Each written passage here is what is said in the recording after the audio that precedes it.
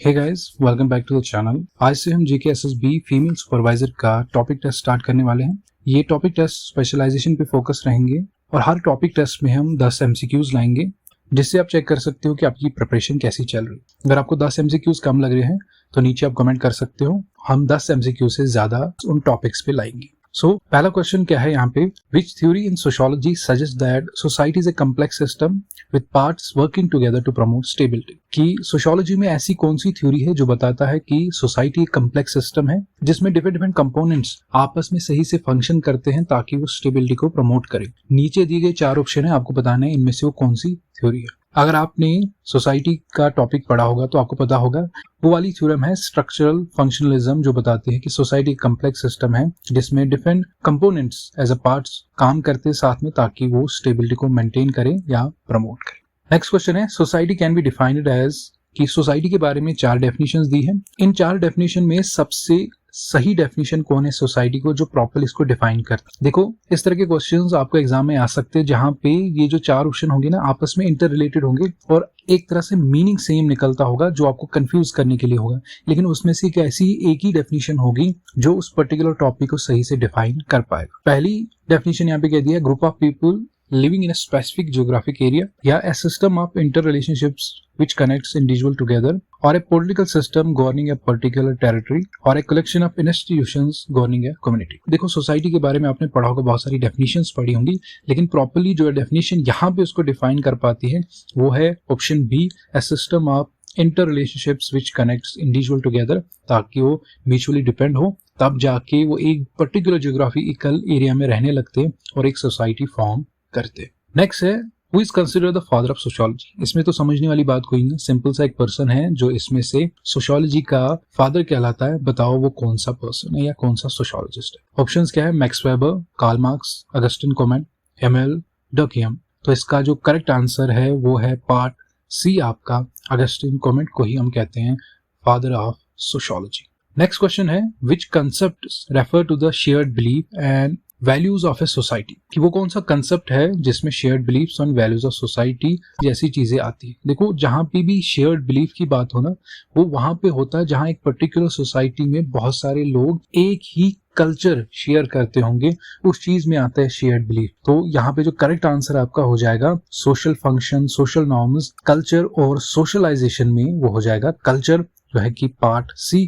तो ये आपका करेक्ट आंसर यहाँ पे हो जाएगा। नेक्स्ट है, the term social structure refers to. Social structure किस टर्म को कहते हैं, इसका क्या मतलब है। पहला पार्ट है the architecture of building in a society, या the organised pattern of social relationships and social institutions that together compose society, या the hierarchy of power within a government या economic foundation of a community. जो term social structure है वो किसको कहते हैं, यहाँ पे कुछ डेफिनेशंस दिए, आपको उनमें से देखना है सोशल स्ट्रक्चर किसको कहते हैं। देखो, the architecture of building in a society, इसको तो नहीं कहेंगे social structure. Economic foundation of a community, इसको भी नहीं कहेंगे। Hierarchy of A power within a government, इसको भी नहीं कह सकते हम। लेकिन ये जो ऑप्शन बी है यहाँ पे, द ऑर्गेनाइज्ड पैटर्न, स्ट्रक्चर की बात हो रही है, the organised pattern of social relationships and social institutions that together compose a society, वही एक सोसाइटी बनाते हैं, उसी को हम कहते हैं सोशल स्ट्रक्चर। मैं इसमें ज्यादा चीज एक्सप्लेन नहीं कर रहा हूं ताकि ये वीडियो काफी लंबी हो जाएगी, क्योंकि इसमें हमें टॉपिक्स पढ़ने नहीं है, हमें एमसीक्यू सेशन लगाने हैं ताकि आप अपनी परफॉर्मेंस को चेक कर पाओ कि आपने अभी तक क्या सीखा। इन केस कोई नई चीज आती है जहां पे आपको लगता है कि हाँ ये एक नई चीज है मेरे लिए, आप उसको नोट डाउन करोगे, ऑनलाइन सर्च करोगे, उस टॉपिक के बारे में पढ़ोगे, उस तरह से आपका कंटेंट रेडी हो जाता है अच्छे से। एमसीक्यू सेशंस इंपॉर्टेंट होते हैं कि इसमें आपको अक्सर नई चीजें सीखने को मिलती है। नाउ नेक्स्ट क्वेश्चन है, which type of society is characterised by the use of technology for the mass production and high level of urbanisation. अगर आपने टाइप्स ऑफ सोसाइटी में पढ़ा होगा, 3 तरह की सोसाइटीज आप पढ़ते हो, pre industrial, industrial and post industrial society. फिर इनमें कुछ सब टॉपिक्स आप पढ़ते हो, जैसे एग्रीकल्चर है, हॉर्टिकल्चर सोसाइटी है, ये सारी चीजें आप फिर इन टॉपिक्स के अंदर पढ़ते हो। तो ऐसी कौन सी सोसाइटी है जिसमें टेक्नोलॉजी का यूज होता है मास प्रोडक्शन के लिए, वो प्री इंडस्ट्रियल है, इंडस्ट्रियल है या पोस्ट इंडस्ट्रियल। अब खुद ही देखो, पहला ऑप्शन है प्री इंडस्ट्रियल। इंडस्ट्रियल सोसाइटी से पहले जाहिर सी बात इसमें टेक्नोलॉजी का तो यूज होगा नहीं। जो इसका करेक्ट आंसर है वो है इंडस्ट्रियल सोसाइटी, जिसमें टेक्नोलॉजी का यूज हुआ था मास प्रोडक्शन के लिए। पोस्ट इंडस्ट्रियल सोसाइटी में इंफॉर्मेशन टेक्नोलॉजी यूज होती है, या इसमें एडवांस जो टेक्नोलॉजी होती है, जैसे एक तरह से हम एआई भी कहेंगे जो आजकल यूज होता है, वो पोस्ट इंडस्ट्रियल सोसाइटी में आ सकता है। नेक्स्ट क्वेश्चन है the concept of organic solidarity is associated with which sociologist, की ऑर्गेनिक सॉलिडेरिटी किसने ये पर्टिकुलर कंसेप्ट दिया है, उस सोशियोलॉजिस्ट का आपको नाम बोलना है। अगेन कुछ ऑप्शंस है, कार्ल मार्क्स है, मैक्स वेबर है, इमाइल डर्कheim है, हर्बर्ट स्पेंसर है। इनमें से आपको बोलना है कि कौन सा आपका करेक्ट आंसर है। तो इसका जो करेक्ट आंसर है वो है इमाइल डर्कheim, वही था जिसने ऑर्गेनिक सॉलिडिटी का कंसेप्ट दिया। Next question, what do you mean by term social fact in sociology. Social fact का क्या मतलब होता है सोशियोलॉजी में। नीचे ऑप्शंस दिए गए, आपको बोलना है कौन सा इसमें करेक्ट है। पहला है द इंडिविजुअल बिलीफ और opinion, a law passed by the government, a pattern of behavior that characterizes a social group and an economic activity।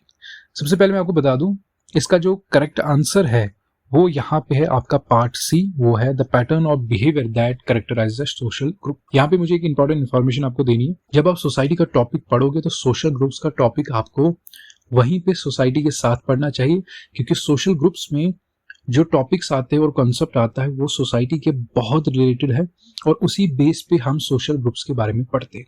तो सोशल ग्रुप्स को आप जरूर पढ़ोगे, वहीं पे आपको मिल जाएगा कि सोशल फैक्ट का क्या मतलब है सोशियोलॉजी में। इंडिविजुअल बिलीफ ओपिनियन नहीं है कि किसी पर्टिकुलर पर्सन का इंडिविजुअल बिलीफ क्या, उसका अपना बिलीफ या ओपिनियन क्या है, या कोई गवर्नमेंट जो लॉ पास करती वो नहीं है, कोई इकोनॉमिक एक्टिविटी नहीं है, बल्कि एक पैटर्न है बिहेवियर का जो करेक्टराइज करता है पर्टिकुलर सोशल ग्रुप को। वो कोई भी सोशल ग्रुप या किसी भी तरह का सोशल ग्रुप हो सकता है। इस तरह से आपको चीजें समझनी है कि जरूरी नहीं है वहां पे सोसाइटी लिखा है तो उसके रिलेटेड कुछ टॉपिक्स आपको नहीं पढ़ने, उसके रेलिवेंट जो टॉपिक्स है वो आपको पढ़ने पड़ेंगे। नेक्स्ट क्वेश्चन है which sociological perspective focuses on the meaning people attached to their social world, कि लोग सोशल वर्ल्ड से अटैच होते हैं। यहाँ पे नीचे कुछ थ्योरीज है या कुछ कंसेप्ट्स है, वो इस चीज पे फोकस करते हैं। पहला क्या है, functionalism, Marxism, symbolic interactionism and feminism. आपको बोलना है कि इसका करेक्ट आंसर क्या है। तो इसका करेक्ट आंसर जो है वो है पार्ट सी, सिंबलिक इंटरैक्शनिज्म। देखो ऊपर भी हमने बात की थी थ्योरीज की, कुछ थ्योरीज आपको सोसाइटी पे पढ़नी है, बहुत सारे ऑथर्स ने दी है, उनका मतलब समझना है, वो किस बेस पे और किस चीज के बारे में बात करते हैं, वो सारी चीजें आपको पता होनी चाहिए। मैंने एमसीक्यूज इस बेस पे कवर किए हैं ताकि आप अपनी परफॉर्मेंस चेक कर पाओ, जो आप पढ़ रहे हो क्या उससे आपको कोई फ्रूटफुल रिजल्ट मिल रहा है या नहीं, वो चीज आपको अपने दिमाग में रखनी है, उस बेस पे आपको एमसीक्यू सेशंस लगाने। नेक्स्ट क्वेश्चन है the conflict theory in sociology primary focuses या प्राइमरी एक्सप्लोर्स। जो कन्फ्लिक्ट थ्योरी है सोशियोलॉजी में, जो आप कन्फ्लिक्ट थ्योरी सोसाइटी के अंदर पढ़ोगे, प्राइमरली किस चीज पे फोकस करती है, क्या चीज एक्सप्लोर करते हो आप उसमें जब आप कन्फ्लिक्ट थ्योरी पढ़ते हो।